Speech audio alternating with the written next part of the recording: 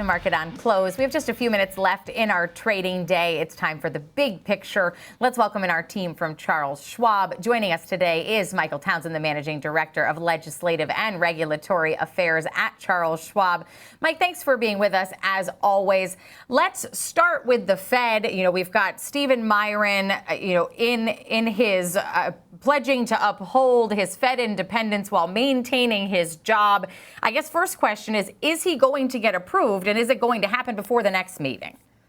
Yeah, Marley, great to be with you. A really interesting situation here. We're, like 11 days out from the next Fed meeting, and we literally don't know who is going to be on the Fed Board of Governors at that time. So, as you mentioned, Senate Banking Committee today held their confirmation hearing for Stephen Miran, who is the president's nominee for that vacant seat. This is not the seat that is the subject of the controversy around Governor Lisa Cook, but this is the vacant seat that he would potentially fill for only a few months, because that term ends on February 1st of 2026. So he would be in there for just a few months.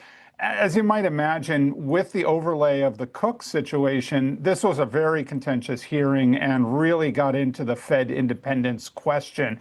And, Miran said, look, I'm going to be independent. But I think he did raise a few eyebrows when he said that he is only taking a leave of absence from his current job in the White House as one of the president's top economic advisors. And that caused some consternation, I think, among at least Democrats that, he had railed previously against the sort of revolving door between the administration and the Fed, and now he's sort of embodying that. So odd dynamics. I do think that there's a good chance that he gets confirmed. If he gets confirmed, it'll be literally, a day or so before that meeting. And so, he's not going to have a lot of time to have gotten used to what goes on at the Fed if he does get confirmed. So really an interesting situation that the market, I think, is going to be watching pretty carefully. It was very interesting because, like you said, he had previously stated that he would step down, and he made a big point to say that he consulted with attorneys and he was going to follow the law, which indicated he only had to take an unpaid leave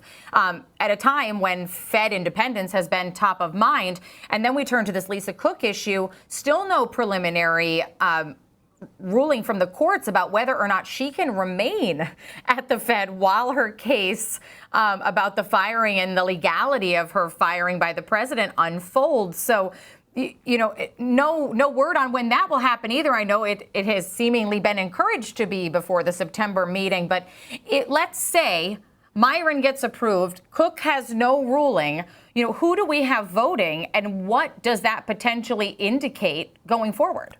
Yeah, Marley, it's an incredible situation, an unprecedented situation to be in this environment where we just don't know exactly who is going to be voting there. Cook is, as far as we know, showing up to work and working, continuing to do her job. I assume that she is planning to be there. I think she thinks she's going to get a favorable ruling that at least, allows her to continue participating while the case plays out. There's a lot of speculation that a ruling could come as soon as tomorrow on that. But I think she's acting like she's going to be there.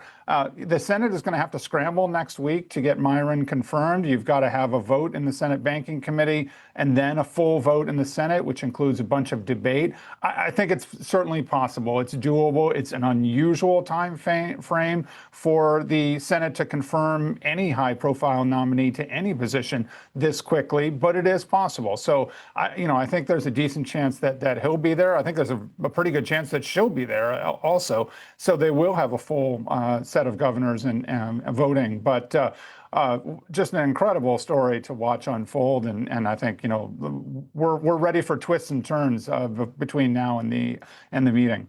And, adding to the twists and turns is a completely separate issue in the court system of the tariffs potentially being unlawful. And, now we have more uncertainty around that, at least through mid-October, while the administration appeals to the Supreme Court.